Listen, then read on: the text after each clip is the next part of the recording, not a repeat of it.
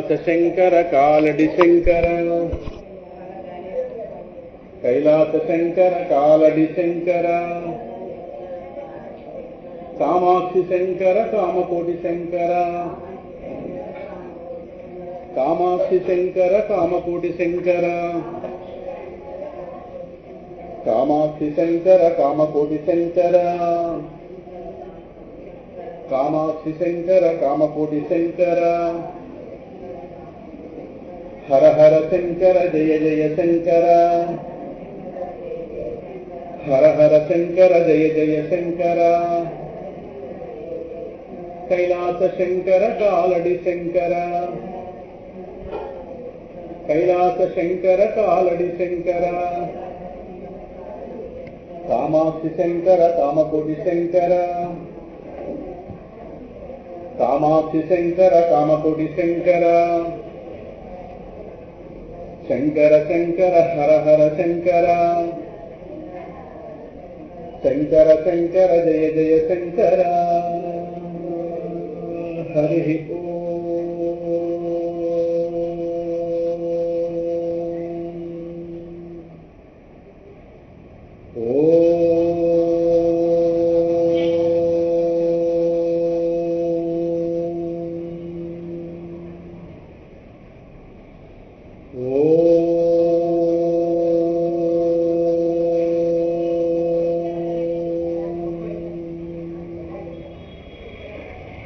అంతరాయతి నిరోధశాంతయే శాంతపావనమచిద్య వైభవం తం నరం వపుషి కుంజరం ముఖే మన్మహే కిమపి తుందిలం మహః శుక్లాంబరధరం విష్ణుం శశివర్ణం చతుర్భుజం ప్రసన్నవదనం ధ్యాయేత్ సర్వవిఘ్నోపశాంతయే సరస్వతీ నమస్తుభ్యం వరదే కామరూపిణి విద్యారంభం కరిష్యామి సిద్ధిర్భవతు మే సదా గురుర్బ్రహ్మ గురుర్విష్ణుః గురుర్దేవో మహేశ్వరః గురుః సాక్షాత్ పరం బ్రహ్మ తస్మై శ్రీగురవే నమః.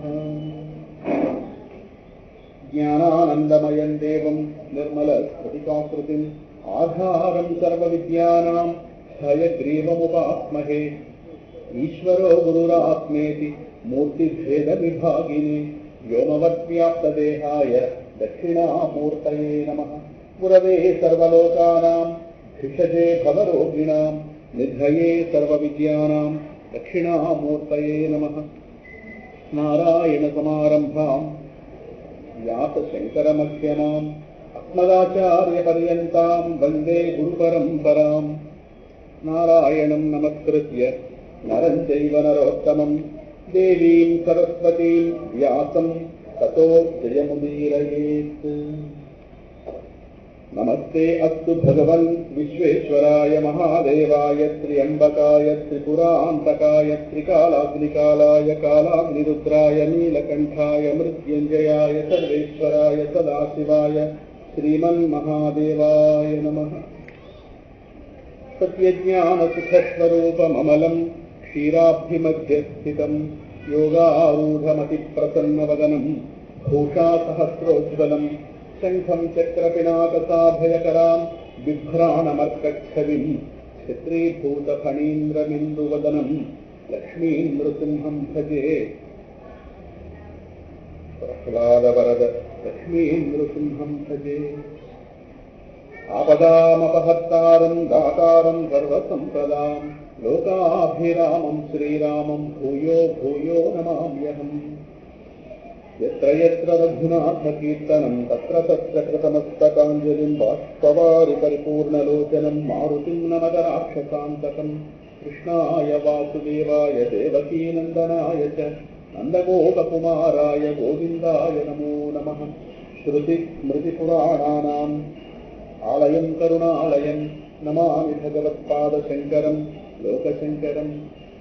శంకరం శంకరాచార్యం కేశవం బాదరాయణం సూత్రభాష్య కృతౌ వందే భగవంతౌ పునః పునః.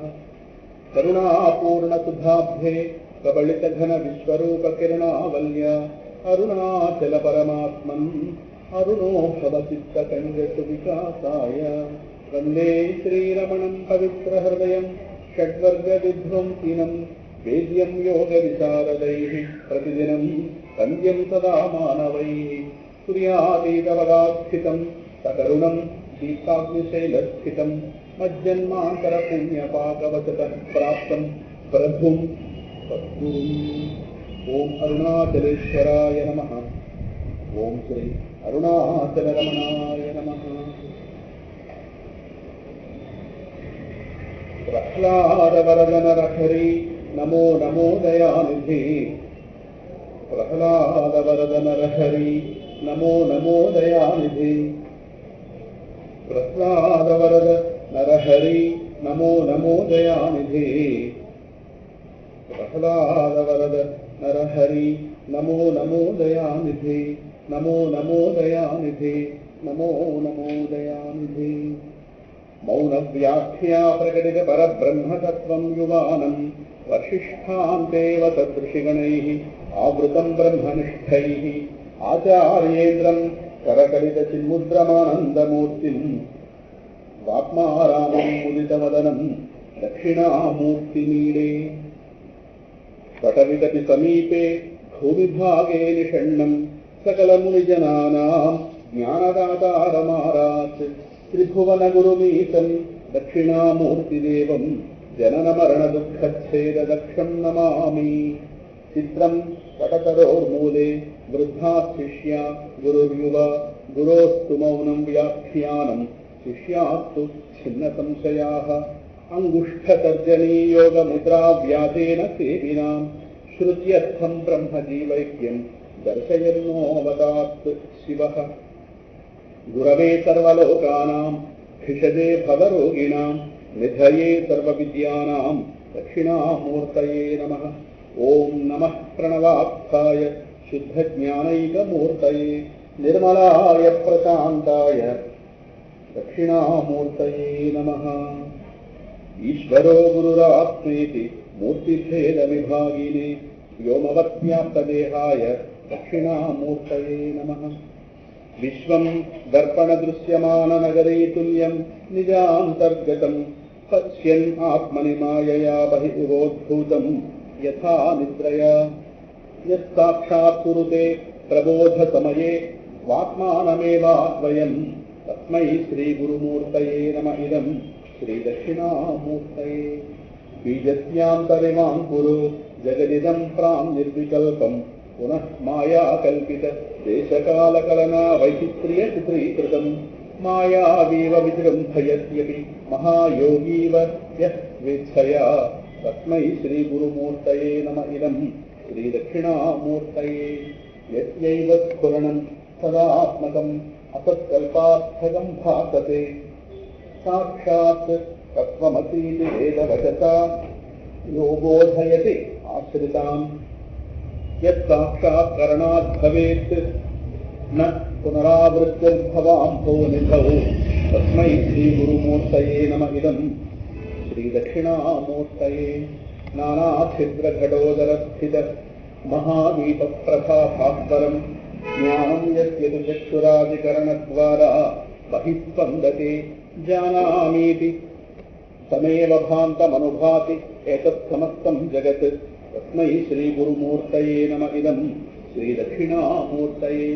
దేహం ప్రాణమపీంద్రియాణ్యపి చలాం బుద్ధిం చ శూన్యం విదుః స్త్రీ బాలాంధజడోపమాస్తవహమితి భ్రాంతా భృశం వాదినః మాయాశక్తి విలాసకల్పిత మహావ్యామోహ సంహారిణే తస్మై శ్రీ గురుమూర్తయే నమ. ఇదం శ్రీ దక్షిణామూర్తయే. రాహుగ్రస్త దివాకరేందు సదృశః మాయా సమాచ్ఛాదనాత్ సన్మాత్ర కరణోపసంహరణతో యో భూత్ సుషుప్తః పుమాన్ ప్రాగత్వాప్తమితి ప్రబోధ సమయే యః ప్రత్యభిజ్ఞాయతే తస్మై శ్రీ గురుమూర్తయే నమ. ఇదం శ్రీ దక్షిణామూర్తయే. శివాయ గురవే నమః. శివాయ గురవే నమః. శివాయ గురవే నమః. శ్రీమాత్రే నమః. శ్రీమాత్రే నమః. శ్రీమాత్రే నమః. श्रीविष्णुरूपाय नमः शिवाय श्रीविष्णुरूपाय नमः शिवाय श्रीविष्णुरूपाय नमः शिवाय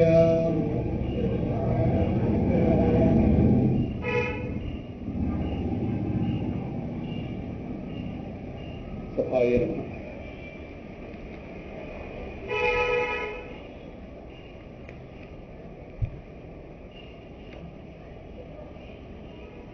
ఆదిశంకర భగవత్పాద విరచితమైన దక్షిణామూర్తి స్తోత్రం ప్రవచన రూప ఆరాధన యొక్క ఆఖరి రోజులో ప్రవేశించాం. నిన్నటి రోజున చెప్పుకున్న 2 శ్లోకాల్లో తత్వ నిర్ణయాన్ని చేయడంలో భ్రాంతి పడిన వారు ఎవరైతే ఉన్నారో ఆ భ్రాంతి పడిన వాళ్ళ యొక్క వాళ్ళ అపోహలు, వాళ్ళలో ఎవరు ఏ విధంగా వాళ్ళు ఏ విధంగా ఎవరినెవరు ఖండించుకుంటూ వచ్చారు అని చెప్పి చివరికి శూన్యవాదం దగ్గరికి వచ్చిన తర్వాత ఆ శూన్యవాదిని కూడా శంకర భగవత్పాదులు గారు ఆ విధంగా సుషుప్తిని ప్రమాణంగా పెట్టుకుని యహ అభూత్ సుషుప్త పుమాన్, సుషుప్తిలో ఉన్నటువంటి స్థితి ఏదైతే ఉందో, అంటే ఏమీ తెలియని స్థితి ఉంది కదా సుషుప్తిలో ఉంటాడు కాబట్టి శూన్యవాదం. ఏమీ తెలియనిది అనేది ఎవరు తెలిసింది? తెలుసుకున్నవాడు ఉంటేనే, తెలుసుకునేటటువంటి తెలివి ఒకటి ఉంటేనే తెలియబడేది ఒకటి ఉందని తెలుసుకున్నారు. ఏమిటి ఏమీ లేదని విషయం పక్కన పెడితే అది ఏమీ లేదు అనేది ఒక జ్ఞానం, ఏమైనా ఉంటే ఉంది అనేది ఒక జ్ఞానం. కనుక ఏమీ లేదని చెప్పామంటే అక్కడ మనం ఉన్నామని అర్థం. కనుక ఉన్నాం కాబట్టి లేచిన తర్వాత ప్రాక్ అస్వాప్తమిది ప్రబోధ సమయే యహ ప్రబోధ సమయం మళ్ళీ మేలుకున్న తర్వాత ఇంతకు ముందు ప్రాక్ ఇప్పటిదాకా అంటే ఇంతకు ముందు దాకా అస్వాప్తం తన యొక్క పూర్వానుభూతిని ప్రత్యభిజ్ఞ అంటే తన యొక్క గతానుభవాన్ని చక్కగా లేచిన తర్వాత నిద్రలో ఏమీ లేని స్థితిని, అంటే ఏ దుఃఖము లేని స్థితిని అనుభవించాము అని చెప్తున్నాను కదా. నిద్రలో సమస్త దుఃఖాలు ఉపశమిస్తున్నాయి, శాశ్వతంగా కాదు, తాత్కాలికంగా. దుఃఖాలన్నింటికీ మూలమైనటువంటి విపరీత జ్ఞానం. విపరీత జ్ఞానం అంటే మనం కాని దానిని మనం అనుకునేటటువంటి జ్ఞానం ఏదైతే ఉందో దాన్ని విపరీత జ్ఞానం. ఈ విపరీత జ్ఞానం మన విషయంలో కనపడుతుంది. మనం కాని దేహాన్ని, మనం కాని ఇంద్రియాలను, మనం కాని మనస్సుని, మనం కాని బుద్ధిని, మనం కాని మనస్సుని, మనం కాని ప్రాణాన్ని మనం అనుకునేటటువంటి విపరీత జ్ఞానం మెలుపు స్వప్నాల్లో ఉంటుంది. ఇవాళ స్పష్టంగా వస్తుంది. ఆ మెలుపు స్వప్నాలు ఏవైతే ఉన్నాయో ఆ మెలుపు స్వప్నాలు కాని స్థితి ఏదైతే సుషుప్తి. అందువల్ల సుషుప్తి పూర్తిగా డిఫరెంట్. ఇక్కడ రమణ మహర్షి అసలు అందంగా చెప్పారు. నేను మెలుపు స్వప్నాల్లో ఎరుక పుష్కలంగా ఉంటుంది, అంటే నేను ఉన్నాను అని ఎరుక, కానీ ఫాల్స్ నాలెడ్జ్. గాఢ నిద్రలో ఎరుక ఉండదు, కానీ మనంగా ఉన్నాం. జాగ్రత్త పడుతున్నారు లేదు. గాఢ నిద్రలో మెలకువ స్వప్నాల్లో ఎరుక పరిపూర్ణంగా ఉంటుంది, నేను ఉన్నాను, కానీ ఫాల్స్ సెల్ఫ్. మనం కాని దాన్ని మనం అనుకునేటటువంటి ఎరుక ఇప్పుడు ఉంది కదా. నేను ఉన్నాను, ఏదిగా ఉన్నాను? దేహం అయి ఉన్నాను. లేదు, కన్ను ద్వారా చూస్తున్నప్పుడు కన్నయ్యి ఉన్నాను, నేను చూస్తున్నాను, నేను వింటున్నాను, నేను నడుస్తున్నాను, అంటే ఆయా ఇంద్రియాలతో కావాలి. అక్కడ ఇంద్రియం అయిపోయాను. కొన్ని సమయాల్లో మనస్సు అయిపోతుంటాం. నేను బాగా ఆలోచిస్తాను అంటే మనస్సు అయిపోయింది. నేను బాగా నిర్ణయాలు తీసుకోగలను, బుద్ధి అయిపోయినా అక్కడ. అంటే ఇవన్నీ మనం కాని వాటిగా ఉన్నాం, కానీ ఉన్నానని ఎరుక పరిపూర్ణం కాదు. అంటే మెలకువ స్వప్నాల్లో నేను ఉన్నానని ఎరుక ఉంది, కానీ అక్కడ శాంతి లేదు. కారణం కాని వాటితో తాదాత్మ్యం పొందేను. గాఢ నిద్రలో ఎరుక లేదు, ఆనందం ఉంది. గాఢ నిద్రలో ఎరుక లేదు, కారణం ఫాల్స్ నాలెడ్జ్ టెంపరీగా యాబ్సెంట్ అయింది. సో మనంగా ఉన్నాం, కానీ మనంగా ఉన్నామనే ఎరుక ఇంకా అజ్ఞానం ఇంకా ఉంది. మనకి తెలియమని అజ్ఞానం యాబ్సెంట్ అవ్వదు. అజ్ఞానం ఎప్పుడు యాబ్సెంట్ అవుతుందో మోక్షంలో ఉన్నాయి. టెంపరీగా విరామము. దేనికి? Falls knowledge. నేను చెప్పాను కదా, కొరడా దెబ్బలు తింటున్న వాడికి కొట్టిన తర్వాత వీడి దెబ్బనొప్పి వచ్చింది. సో వాడికి అమృతాన్ని కాపురం పెట్టారు. ఈ కాపురం పెట్టాలో వాడు 2 ఇడ్లీ పెట్టారు. ఈరోజు 2 ఇడ్లీ, ఒక సాంబార్ తినరాలి. వాడు తింటున్నాడు అంటే వాడు పొగడబోతాడని కాదు, వీడు మళ్ళీ లేటేటంటే వాడు మళ్ళీ వాయువు ఉంది, రెండో వాయువు. అటువంటిది మనకి బ్రేక్, టెంపరీ బ్రేక్. సీరియల్ మధ్యలో యాక్సిడెంట్, ఆ తర్వాత మళ్ళీ ఎలాగో మెలకులో వచ్చిందో ఎలాగోదు మళ్ళీ ఈ వడ్డింపు కాస్త. అందువల్ల గాఢ నిద్రలో ఎరుక లేదు, శాంతి ఉంది. నిద్రలో శాంతి లేదు, ఎరుక ఉంది. అర్థమవుతుంది కరెక్ట్గా. ఎంత అందంగా చెప్పారు మనకు. కనుక గాఢ నిద్రలో ఉన్న శాంతి, మెలకువలో ఉన్న ఎరుక రెండూ కలిసి ఎప్పుడు ఎరుకలోకి వస్తాయి. అదే ఆయన దాన్ని చెప్తాడు. ఎందుకంటే కుదిరివాడు కదా. మెలకువలో ఉన్న ఎరుక, గాఢ నిద్రలో ఉన్న శాంతి రెండూ కలిపి ఏకకాలంలో సైమల్టేనియస్గా ఏకకాలంలో ఎరుకలోకి వస్తే అదే మోక్షము. అయితే అది మెలకువలోనే రావాలి కానీ నిద్రలో రాదు. కారణం నిద్రలోకి ఎరుక రాదు. ఎందుకంటే ఎరుక యాబ్సెంట్ అయితే నిద్ర వస్తుంది. కనుక ప్రయత్నం చేసి ఈ అవస్థల్ని అధ్యయనం చేసి నేనెవరో, నన్ను నేను కాని వాడిని బయటలాగా, నేను కాని వాటికి చేరిపోయాను. మంచి నీళ్ళలోకి మంచిది కాని నీళ్లు చేరిపోయినప్పుడు ఆ నీళ్లు వెళ్ళకుండా దాన్ని అడ్డు పెడితే మనం మంచిదండి. కొళాయి నీళ్ళలో కాస్త కాలువ నీళ్ళు కలిసిపోతుంది. కొళాయి నీళ్లు, కాలువ నీళ్లు, దీనిలో అది కలవకూడదు. ఆరోగ్యం కాదు, క్షేమం కాదు. అందువల్ల అది ఎలా కలుస్తున్నాయని చూసి అక్కడ కాస్త కలవకుండా ఏర్పాటు చేసినట్టుగా నాలోకి నేను కానిది చేరిపోతున్నాయి. చేరిపోతేనే ఎవరు. కనుక నన్ను నేను కాని వాటిని వేరు చేస్తాను. మన పిల్లవాడు కాస్త వెళ్ళి చెడ్డ లక్షణాలను పిల్లవాడితో చేరని తెలిసిన తర్వాత వాడిని అక్కడి నుంచి ఎలా లాగుతామో, వాడిని ఎలా రక్షించుకుంటామో, ఇప్పుడు మనల్ని మనం రక్షించుకోవాలి. ఆత్మ అయిన మనల్ని ఆత్మ కాని అంటే అనాత్మ అయినటువంటి వాటిని వేరు చేయాలి. సో నేను చెప్పుకున్న ఆఖరి శ్లోకంలో మొత్తం మీద శూన్యవాదిని కూడా పడగొట్టి ఆచార్యుల వారు కాస్త అక్కడ తత్వ నిర్ణయం అంటే ఎవరైతే తత్వాన్ని తప్పుగా నిర్ణయించిన వాళ్ళు ఎవరైతే ఉన్నారో వాళ్ళందరినీ పడగొట్టి ఆయన ఆత్మతత్వాన్ని నిలబెట్టాడు. ప్రాక్ అస్వాప్తమితి ప్రబోధ సమయే ప్రత్యభిజ్ఞాయతే. కనుక శూన్యవాది కూడా ఖండింపబడ్డాడు.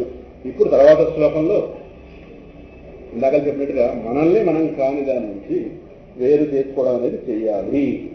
శ్రవణ మహర్షి గారు మాట అంటారు, ఎన్ని జ్ఞానాలు ఉంటే ఏముంది, మనం ఎవరో మనకు తెలియకపోతే. మనం ఎవరో మనకు తెలిస్తే మనకి ఏం తెలియకపోయినా పర్వాలేదు. మనం ఎవరో మనకు తెలియనప్పుడు ఏమి తెలుస్తున్నా నిష్ప్రయోజనం. ఆయన చెప్పి ఇదే సత్యజ్ఞానములేని జన్మ ఫలమేమి ఒక్కగరావేన అరుణాచల. అక్షరమణ వాళ్ళు చెప్పుకున్నాం కదా 46 కదా. సత్యజ్ఞానములేని ఈ జన్మ ఫలమేమి. సత్యం అంటే ఎవరో కాదు, నేనే. సత్యజ్ఞానం అంటే నా జ్ఞానం, నాకు సంబంధించిన జ్ఞానం లేనప్పుడు ఏమున్నా ఈ జన్మ ఫలమేమి. జన్మలో భాగంగా ఏవో నేర్చుకుంటాం.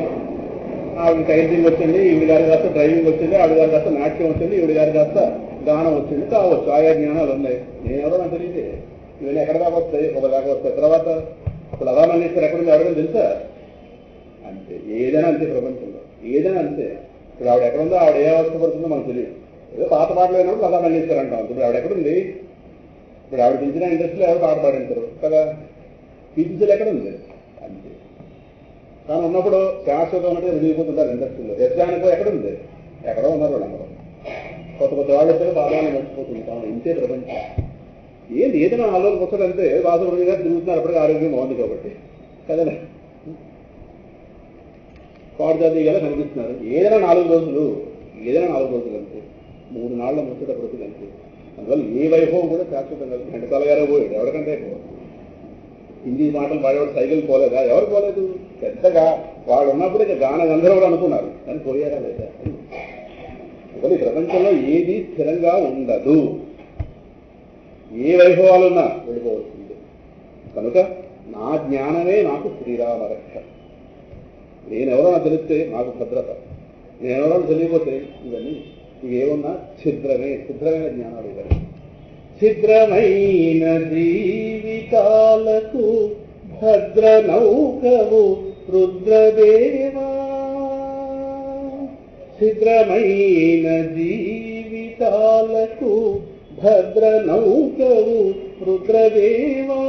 బరువు బ్రతుకుల బాధల నడచి బోధలు పంచే భువన వంద్య అద్వైతామృత ఆనంద ప్రియ.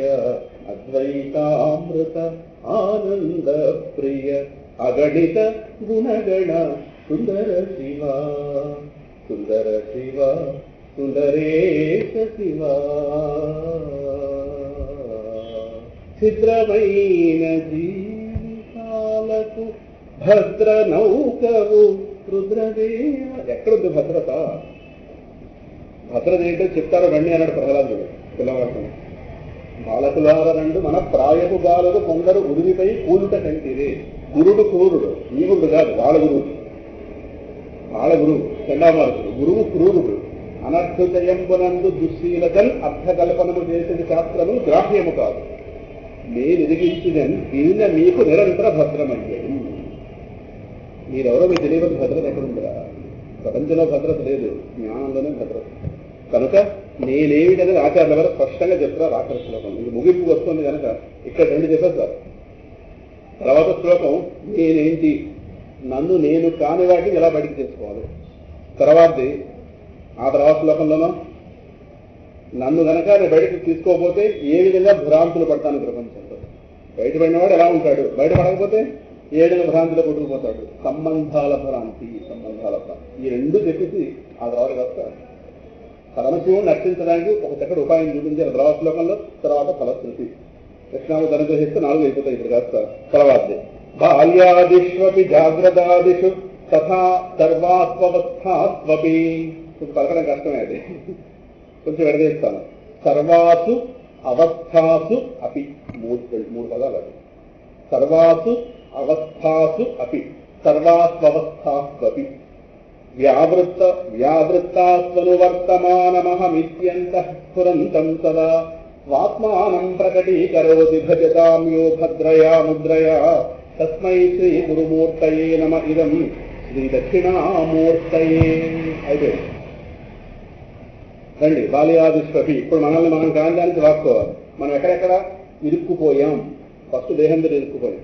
ఈ దేహానికి బాల్యం, యవ్వనం, కౌమారం, వార్ధకం, లేదు బాల్యం, కౌమారం, యవ్వనం, వార్ధకం ఏదైనా పర్వాలేదు, ఎలాగైనా చెప్పచ్చు. కనుక బాల్యాదిషు అపి, బాల్యాది అంటే బాల్యము మొదలైన అవస్థలు ఎవరికి? దేహానికి. సరేనా? ఇంకా దేహపరంగా బాల్య, యవ్వన, కౌమాన, వార్ధకాలు. జీవుడనైన నా పరంగా 3 అవస్థలు. జాగ్రత్తాదిషు, జాగ్రత్త, స్వప్న, జాగ్రత్త.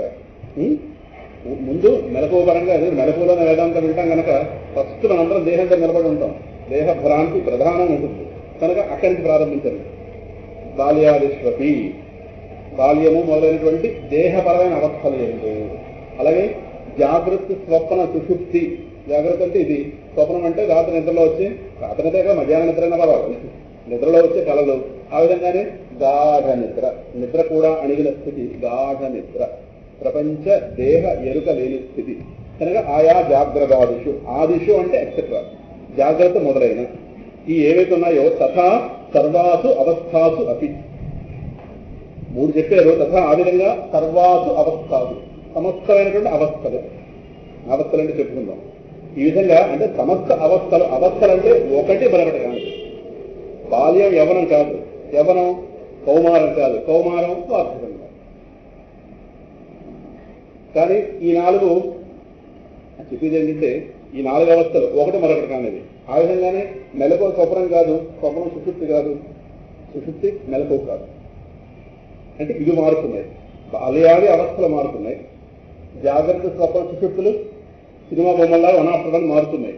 అయినప్పటికీ ఆ విధంగానే తథా అవస్థాసు, సర్వాసు అవస్థాసు అంటే ఆయా అవస్థల్లో.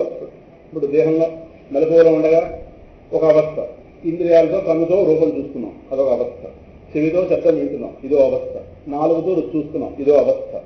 అంటే రకరకాల సన్నివేశాలు, అవస్థ అంటే రకరకాల సన్నివేశాలు.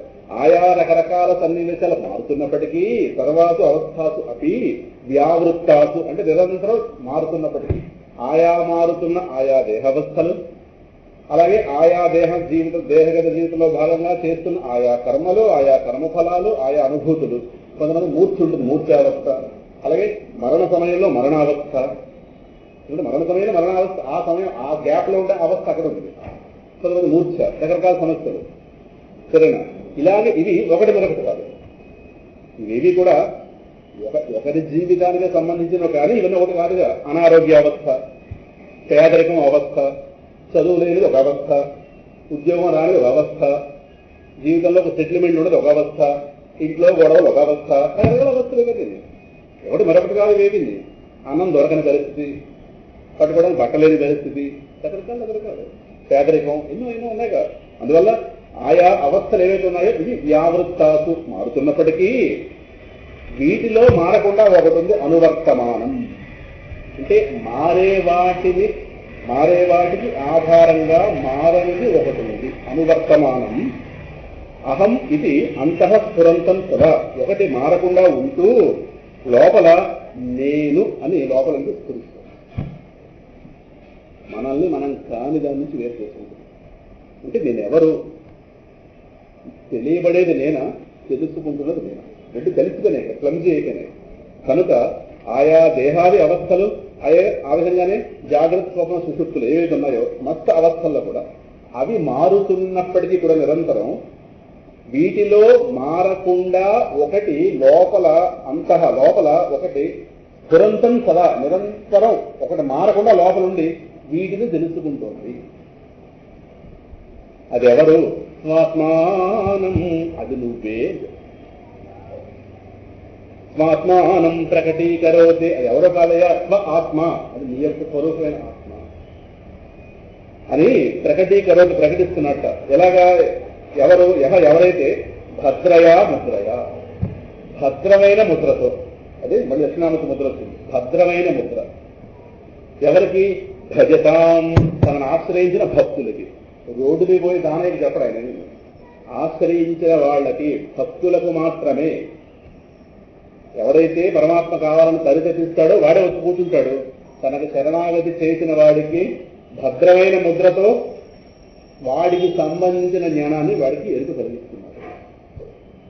అదేవిధంగా అటువంటి గురుమూర్తి అని దక్షిణామూర్తి నమ్ముతారు.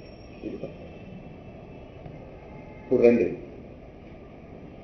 బాల్యాదిష్వపి. సరే, చిన్నప్పటి నుంచి ఒక దేహాన్ని ఆలోచించుకుంటే ఒకసారి బాల్యంలోకి వెళదాం. బాల్యం, బాల్యం ఆ తర్వాత కాస్త యవ్వనం కాస్త వస్తుంది. అక్కడి నుంచి ఈ దేహం యొక్క అవస్థలు మారుతుంటే దేహంలో రకరకాల మార్పులు వస్తుంటాయి. స్త్రీ అయితే స్త్రీ, పురుషుడు అయితే పురుషుడు. అందువల్ల ఆయా దశల్లో ఉండేటటువంటి ఆయా స్థితులు వస్తుంటాయి. కనుక నిరంతరం ప్రతిదీ మార్పు చెందుతోంది ఒక దేహపరంగా చూస్తుంది. సరే, అక్కడి నుంచి ఇంద్రియాలు మారుతున్నాయి, మనస్సు మారుతుంది. ఒకనాడు ఉన్న ఆలోచన పట్టిన ఇవాళ లేదు, ఒకనాడు లేని ఆలోచన పట్టిన ఒకనాడు వస్తుంది. చిన్నప్పుడు అంత తెలివితేటలు ఉండకపోవచ్చు బుద్ధికి, తర్వాత చదువుకుంటుంటే జ్ఞానం పెరిగింది. చిన్నప్పుడు ఎన్నో జ్ఞానాలు లేవు, ఇప్పుడు ఎన్నో జ్ఞానాలు వచ్చాయి. ఒకనాడు మళ్ళీ ఆ జ్ఞానాలను పడిపోతాయి, మరుగు రాగానే అన్నీ మర్చిపోతాం.